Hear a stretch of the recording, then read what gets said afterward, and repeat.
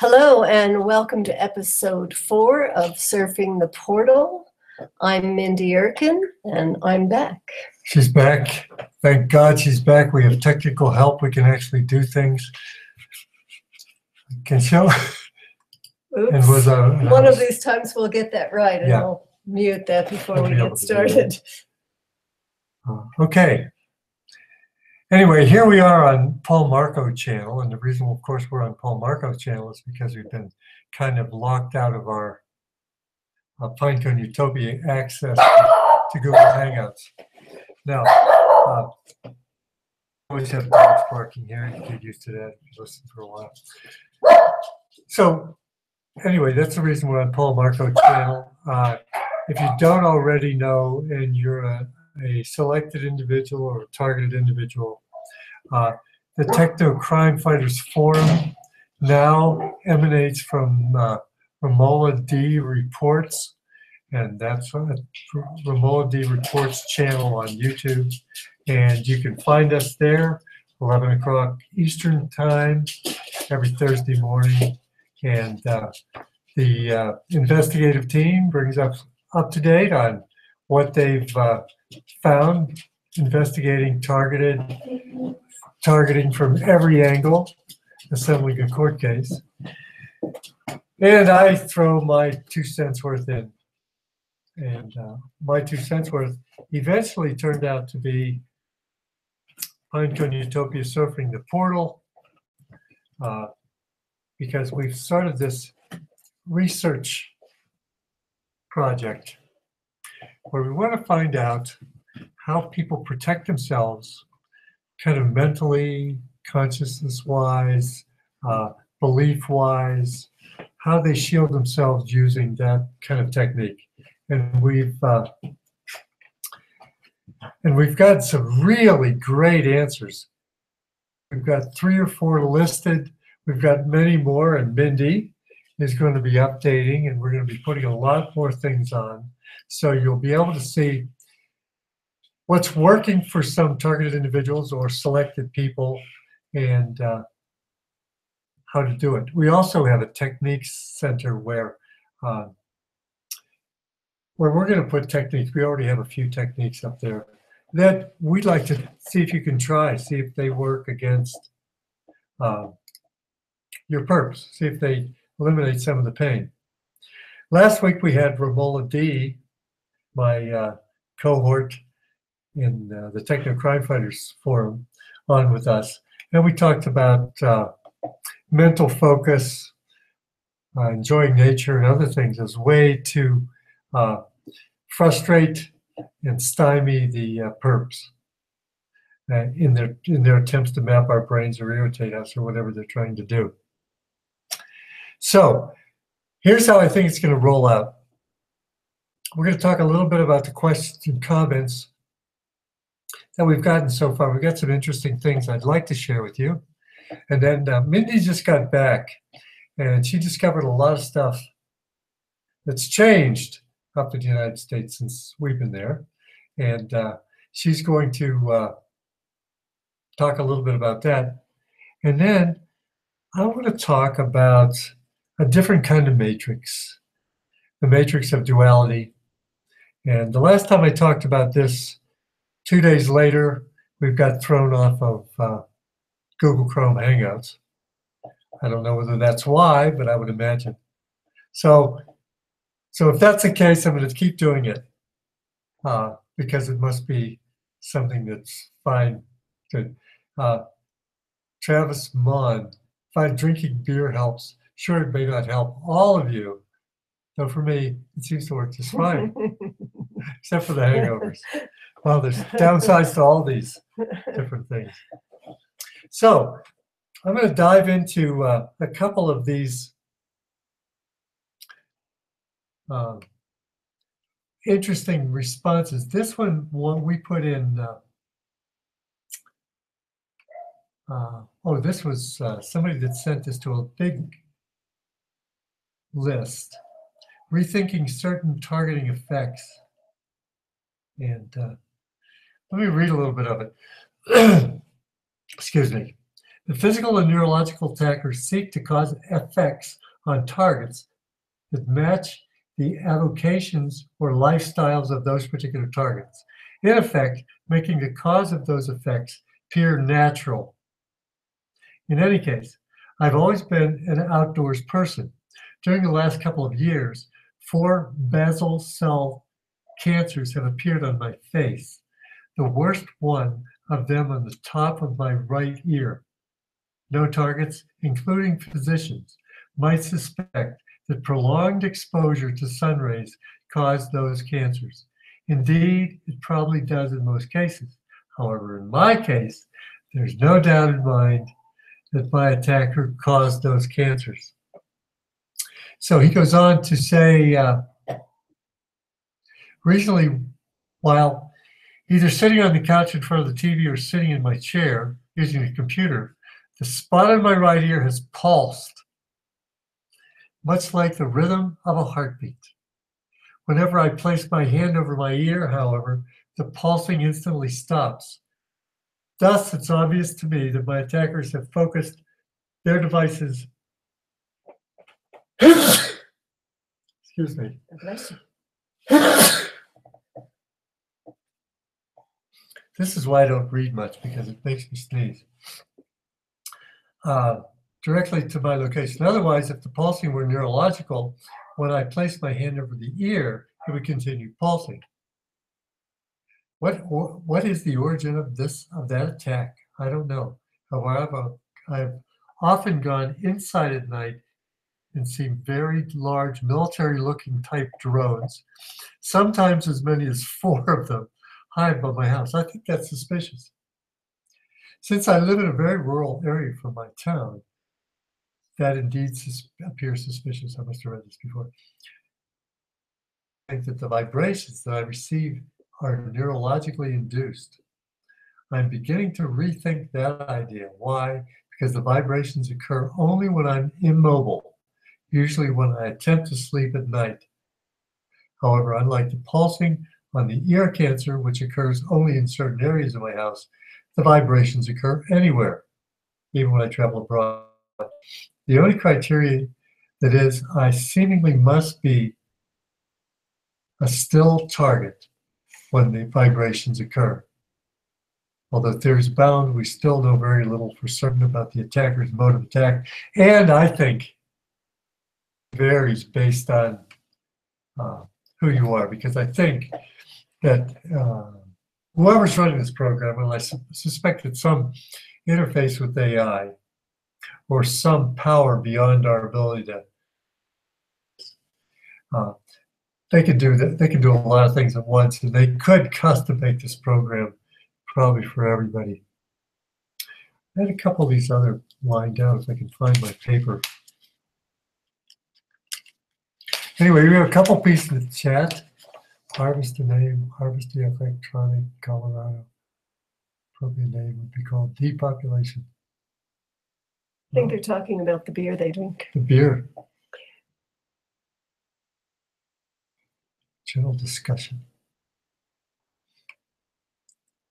By the way, the portal is really still under development, and I have not had time to work on it in the last 2 weeks. So I just want to say I really appreciate your everybody that's writing in and contributing, and I promise to update it really soon now that I'll have some time to get back to it. Yeah, let me mention this one.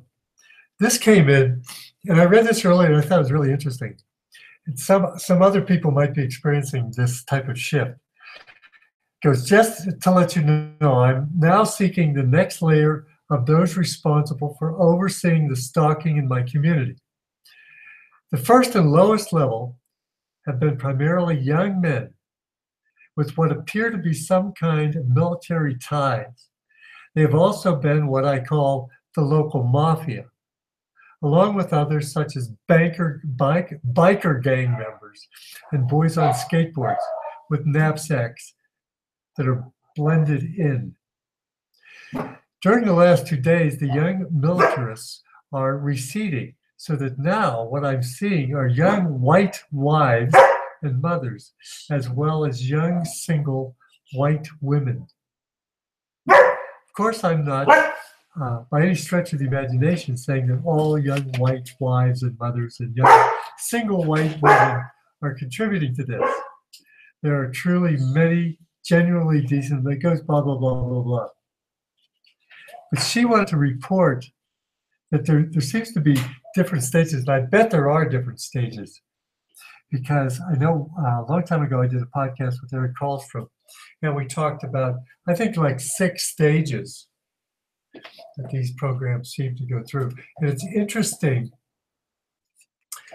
what type of research they would have been doing up to this time to know to shift that type of stalker in her case. Very interesting. And then there was another one. Oh, there was somebody who, we have an appeal to help. Part, tech info, how to help. And we're going to post those somehow. This was interesting because this talks about a woman. She's talking about her being not only targeted, but she's targeted sexually. And we talked about a Techno Crime Fighters Forum last Thursday. Ramola and Catherine and I talked about how he's selling virtual sex with these women to perverts from the psychopathic side. I was just playing around with that idea because we have exposed things like the Super Bowl as being one of the biggest child trafficking events of the year. I mean, it's generally recognized as that.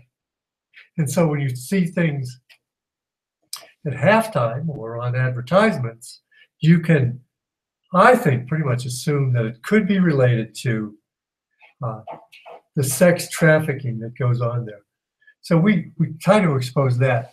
And so I think that it's pretty interesting how now we see, well, you know, it's a program where it's mostly women, not all, but 70–75% are women. And a lot of them are being raped constantly as their genitals become sore and red. And anyway, there's a talk about that. But the most interesting thing is it was really causing problems with the husband, as one might expect. I'm sure that one of the things that happens early on in the program is they strip you of your life support systems, where they take away your money if you have an income, they take away your friends, they take away your husband, they take away your life. Well, that's what's happening, and she's reaching out to help. And we'll try to do something. I'll try to call her, get in touch with her. And anybody else, if we can post this, anybody else that would like to do that, it might be a good idea. Now, we also have some tech information. And Mindy made a category for tech information. And here's someone who's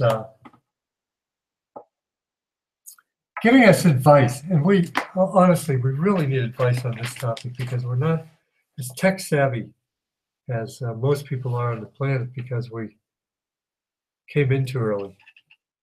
But could you go down and summarize this? See if you can. This starts off with a nice high ball.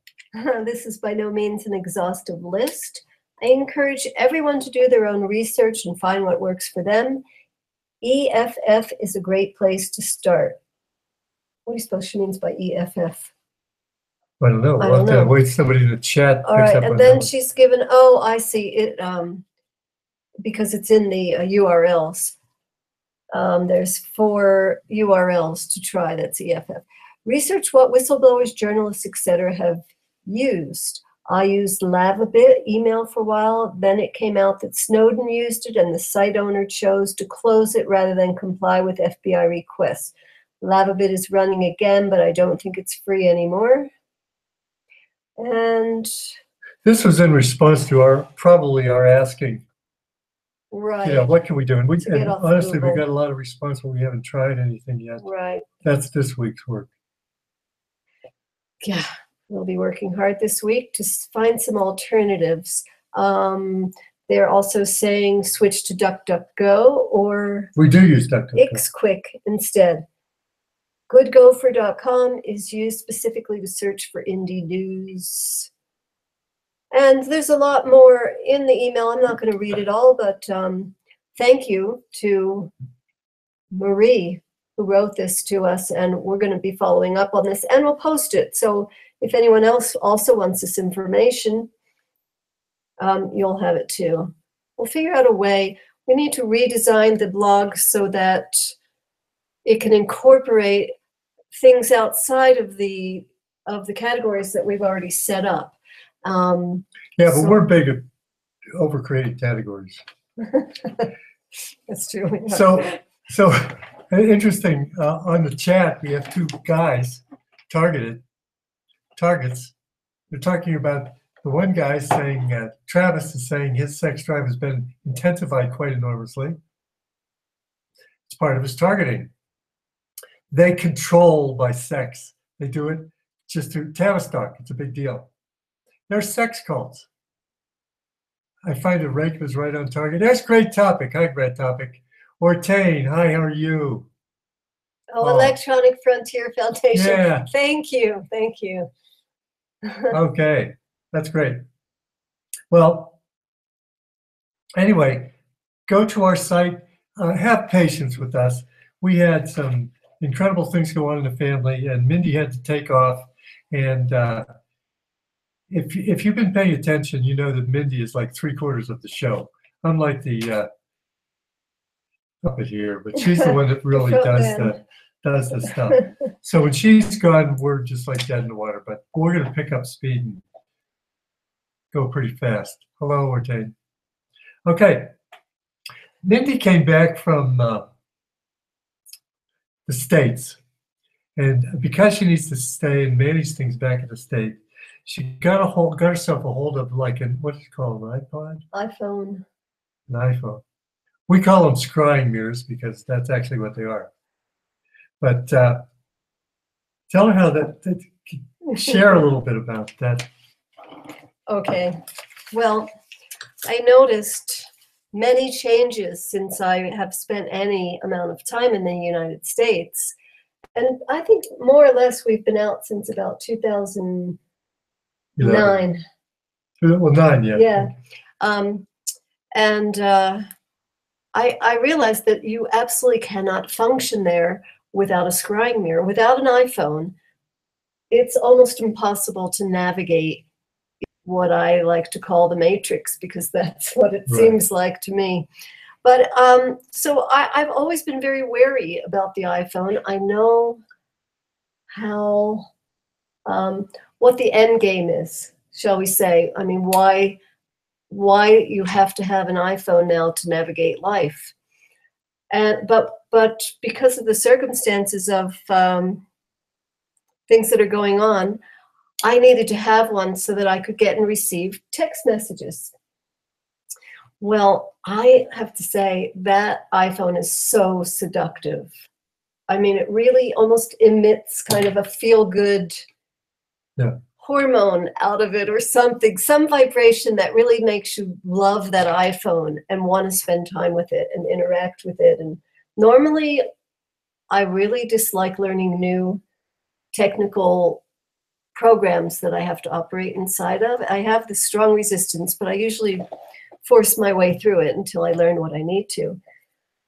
But with the iPhone, I was enjoying learning it, which is so out of character for me. And also she was telling me she enjoys the variety of foods you can get, how delicious the food is, and how easy it is to get around. If you have one of those little scrying mirrors, you can call the Uber, they'll pick you up, charge your, I mean, it's just like,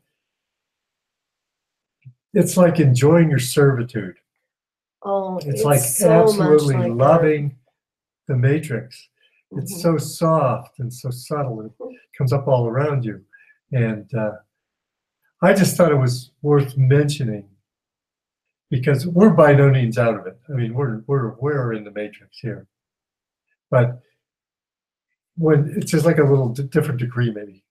And to much less of a degree. Yeah. Because really the US is the focus of everything, of the big experiment. It's the velvet It's the tender trap. It's the tender trap. Yeah. Yeah. So Yeah, that's a good 2 cents. I think it was worth mentioning because we're going to talk about, I want to talk about another kind of matrix. I want to talk about another type of situation. And this is the situation that I was talking about, I think, when I got my channel taken off. There's a bigger matrix that we're all involved in, and I'm going to call it, for the sake of argument or the sake of just saying something, let's call it the duality world.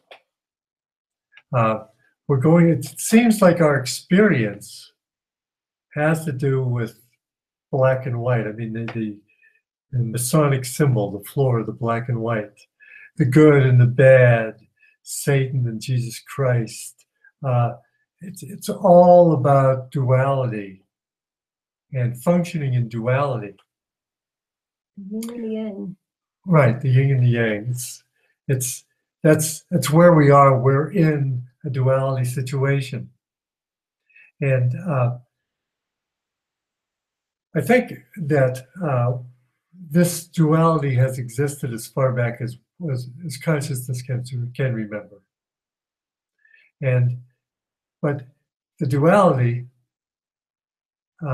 has really ramped up over the last 2 or 3 or 4,000 years with the advent of the Abrahamic religions. I think that the polarization of the duality happened there. I mean, there's a God, and then there's a Satan. There's the good and there's the bad, and the drama plays out through, Judaism, and then Islam, and then down to Christianity. But it's all about, and of course, the first response is you want to go to the light. You want to, if it's a battle of good and evil, I want to be on the good side. It's not that easy. It's a little more complicated. There's a lot of seduction over to the bad side. Also, there's a lot of deception. So unless you're awake and you're aware and your wits are about you and you realize that you're making a decision just about every moment, it's hard to consistently be on one side. But as we get down and as we get into the 21st century now, we see that the objective of something, whoever controls this duality world, is to pull us all apart and really polarize one side or the other. Are you an Antifa or are you a hard right-winger? Are you a Black Lives Matter person or are you, I don't know, what would be the opposite of that? White supremacist. What? White supremacist. Yeah, I guess. So, but it's being more and more polarized. And the more we get involved in that duality world, the more it polarizes. I don't know. I use the example of Chinese handcuffs, and people that have been born in the last 30 years have no idea what I'm talking about. Chinese handcuffs were a woven tube, and it was a tube about 4 inches long, and it was big enough for you to put your fingers in both ends of this little tube.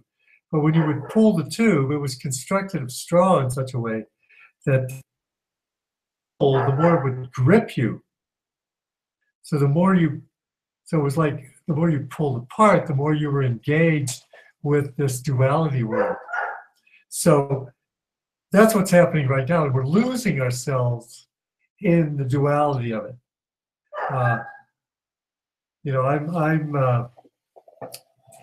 I'm on one side or another, and it's very confusing. It's very seductive.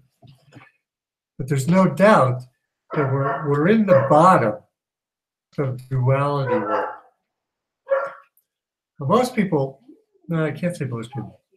There are philosophers down through the years and religious figures down through the years who figured out that in duality world, there's no winning. There's no, the end game of the ones who pick the right side getting rewarded and the ones who pick the bad side being not rewarded or being punished. I mean, it's kind of a black and white thing, and I don't think it yields the richness and the texture of a lesson that could have come from that. So I think if you just leave it and you're struggling in duality world, which we all do all the time, you might be missing some. Now here's what I think happened. I think down through the ages, I mean, Paul Marco is not the sharpest guy in the cavalry set. So there must be thousands of people that have come to this decision. And I'm sure I even read it in a book. But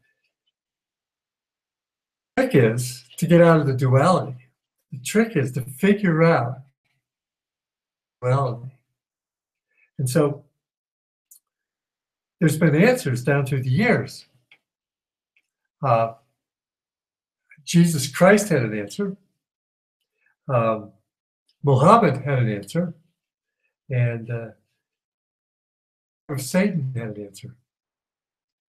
And I could tell you about the different answers.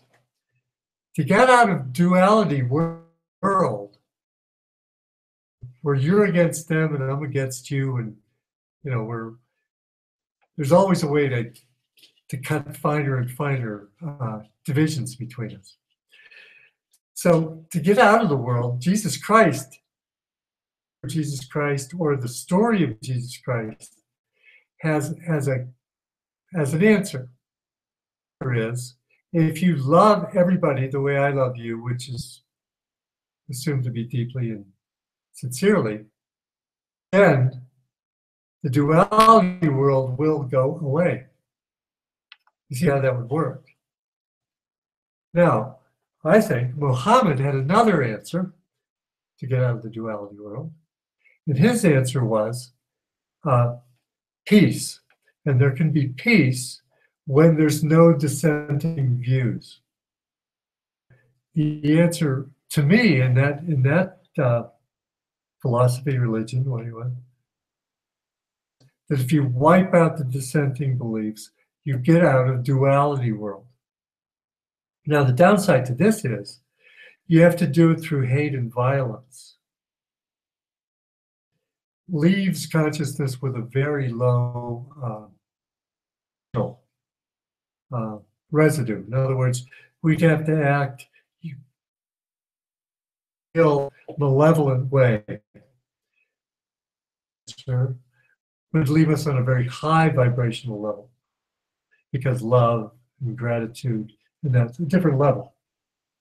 There was another answer in 1666. The origin of actually the most recent story of good against evil duality started in 1666 with a guy named Sebastian Sevi. And I'm sure a lot of you guys know that he started the Synagogue of Satan. What he reasoned was, we want God to return, meaning the end of dualism. And God said, I will return. I don't know what text he's referring to. God says, I will return if everybody's either all good or all bad.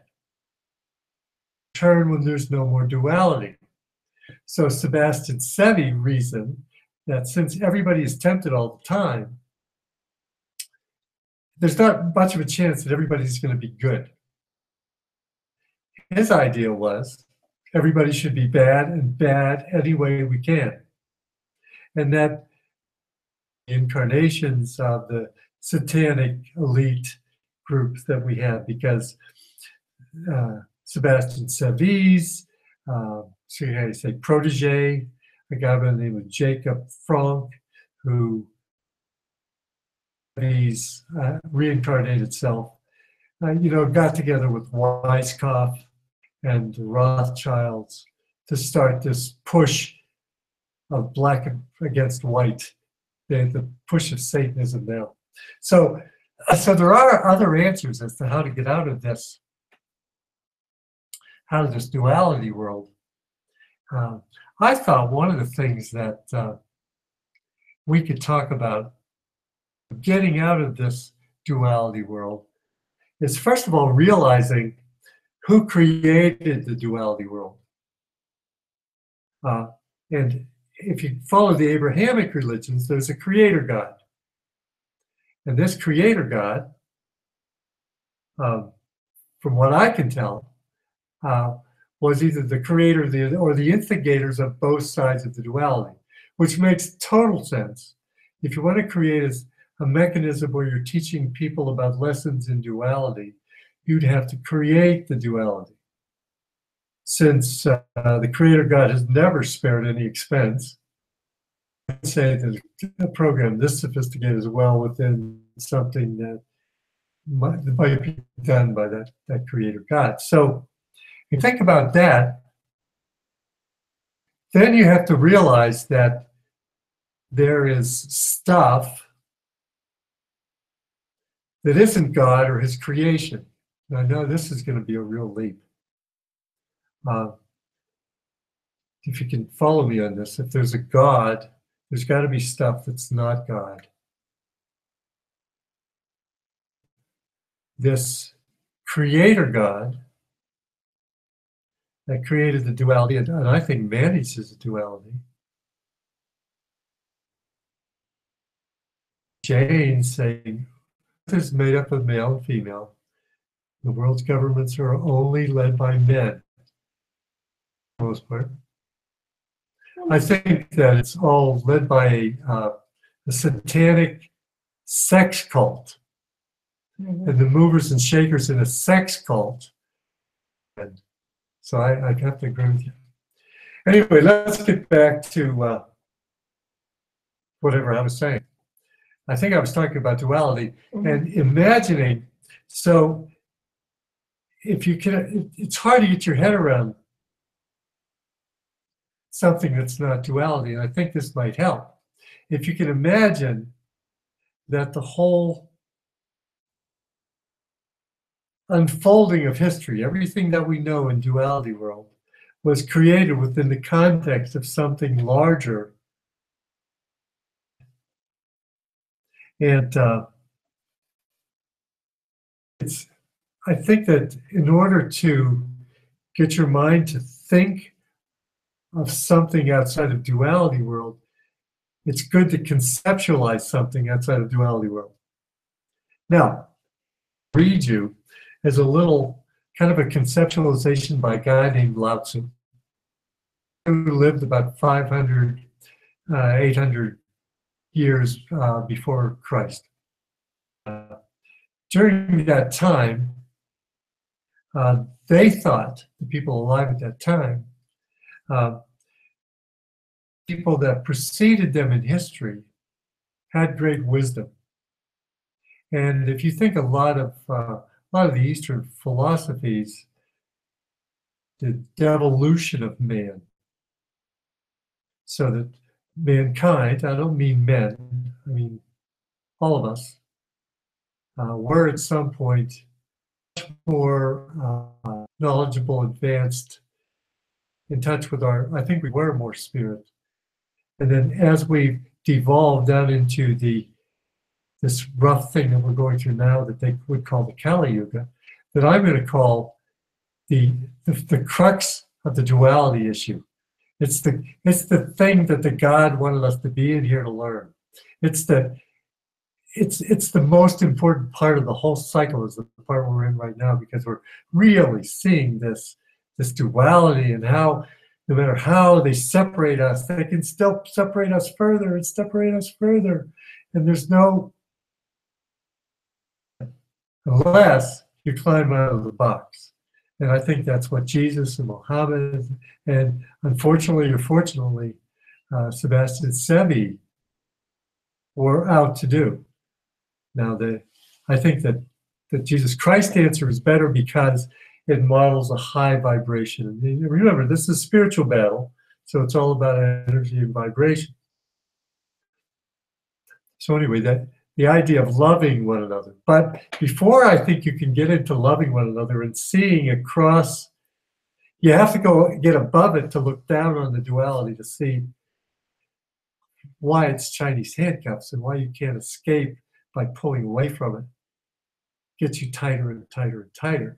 You have to kind of rise above it. And I think this little thing that's written by Lao Tzu, really in a cool way. The notion that people in the olden times were wiser is reinforced by certain architectural finds. Definitely Tepe is one of them that would be like 9,000 years old, if you can trust carbon dating at all. And it would be somewhere where it was more of a more harmonious with nature kind of thing. So anyway, so Lao Tzu would always look back and he would explain how the ancient ones would talk. Now this talks about a thing called the Tao. It's spelled T-A-O, and it's the river. It's the background that God created everything within. It's the ground of all being. It's the outflow of consciousness. And I always think of it as being a verb and not a noun. If you can get your head around that, it might take a little bit. So let me read a little bit about this. And the reason I'm doing this is to try to get you to think beyond duality. Okay, it says the Tao told is not the eternal Tao.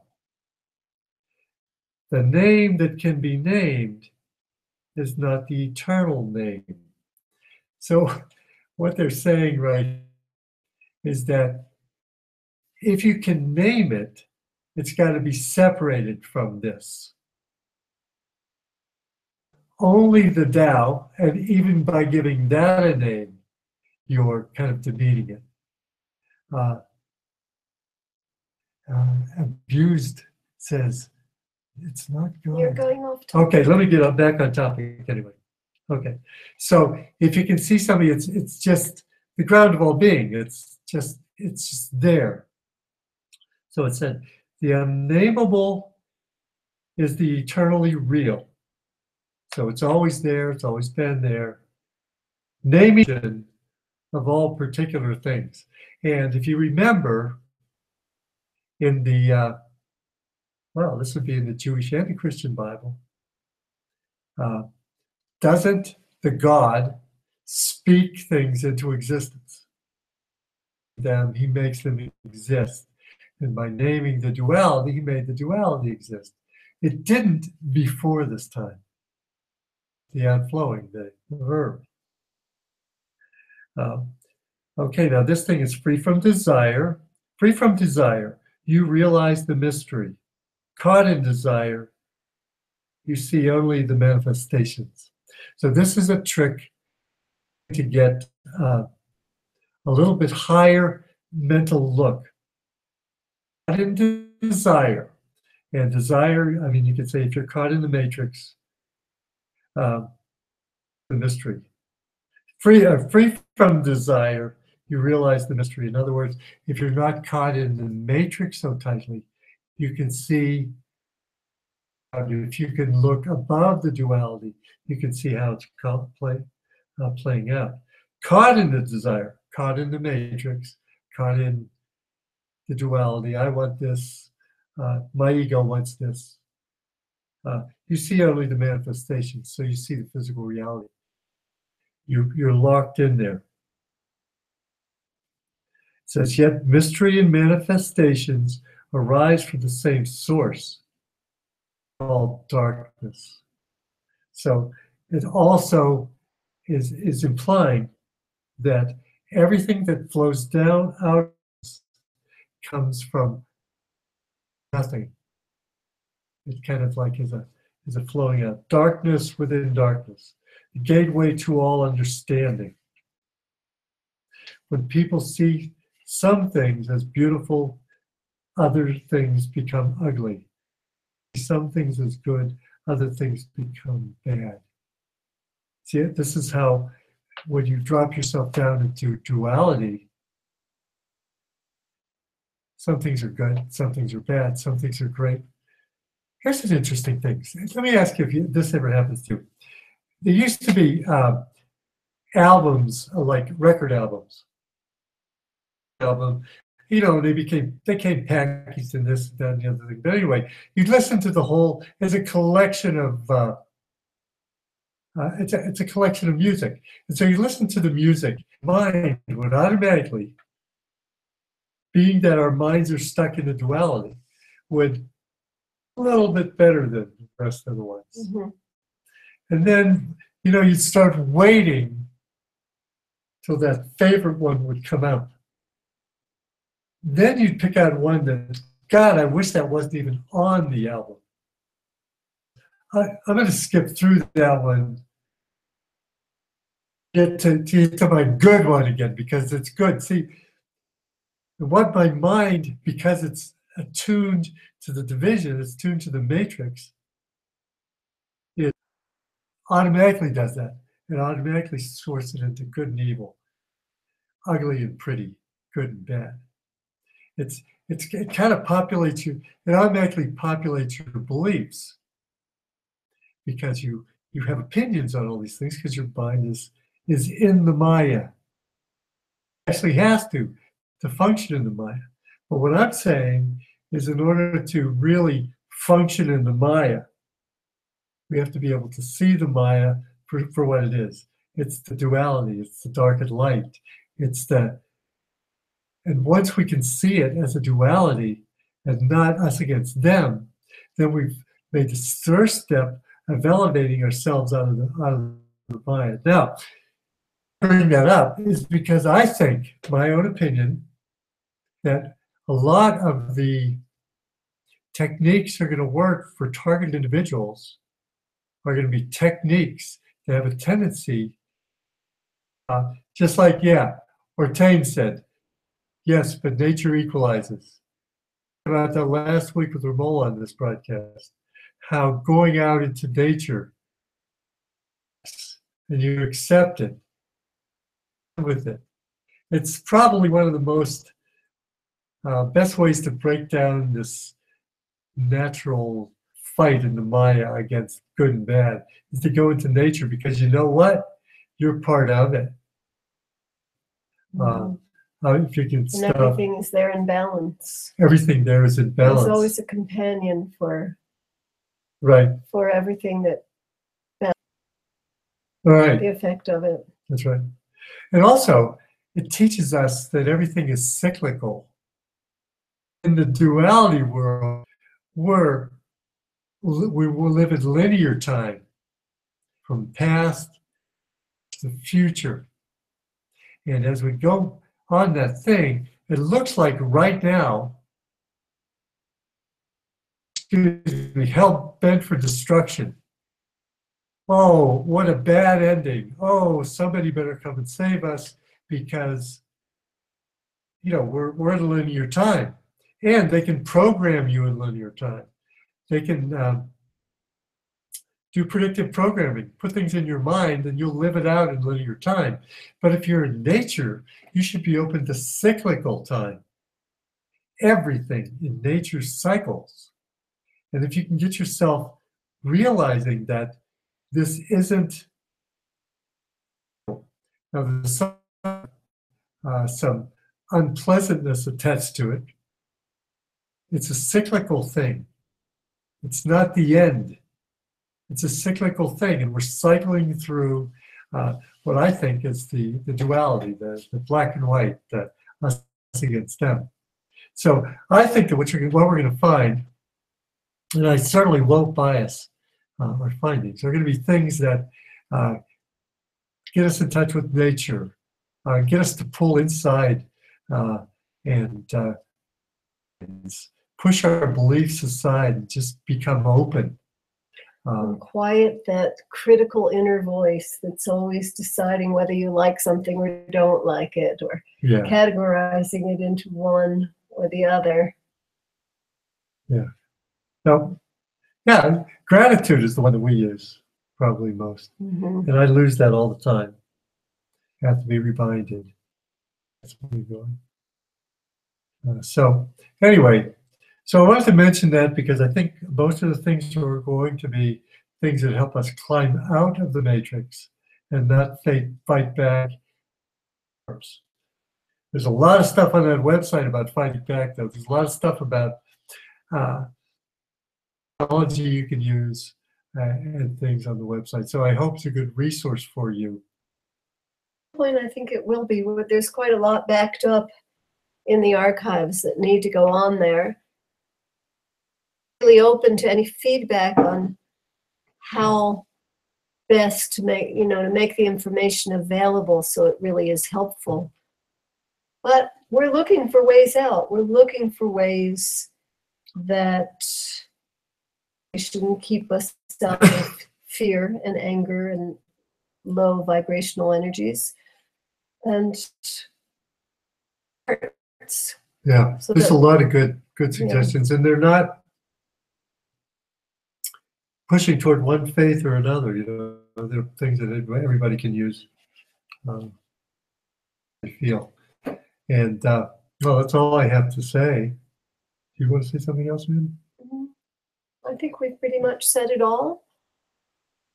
It sounded like too much of a heavy-duty philosophy lesson, but I do think if we're going to,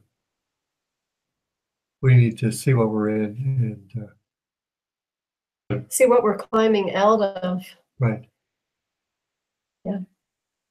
Okay, well, for us, I'm going to sign off. All right, thank you for joining us tonight, and we'll keep you posted on where you can find the next Surfing the Portal. Right. Probably right here until further notice. And join us on Thursdays at 11 o'clock 11 o'clock Eastern Time for the next Techno Crime Fighters Forum. All right, thanks. Great topic. Thanks, Travis. Bye-bye. Thanks, Ortane.